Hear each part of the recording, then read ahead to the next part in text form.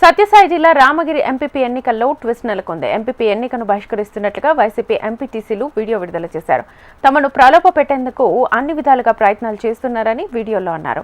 నిన్న కూడా పోలీసులు తమను తప్పుదోవ పట్టించారని ఆరోపించారు. 5 మంది ఎంపీటీసీలు ఎన్నికలు బహిష్కరించడంతో ఎంపీపీ ఎన్నిక ప్రక్రియ రద్దయినట్లుగా ఆర్ఓ సంజీవయ్య ప్రకటించారు.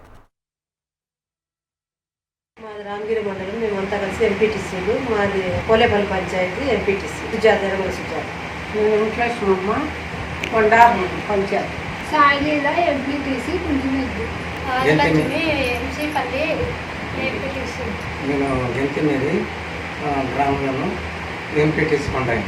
పొడుకొని చెక్ పోస్ట్ దగ్గర పోలీసు వాళ్ళు వచ్చి ఎంపీటీసీలని సేఫ్టీకి తీసుకుపోతామని చెప్పి టయానికి తీసుకోలేక 27వ తేదీ ఎలక్షన్ జరుగుతుందని చెప్పి మళ్ళా టయానికి తీసుకోలేక పోస్ట్ పోన్ చేశారు. 28వ తేదీ నాటి ఎంపీపీ ఎలక్షన్లకు మేము బహిష్కరిస్తున్నాము, కానీ ద్వారా న్యాయం చేయాలని కోరుచున్నాము.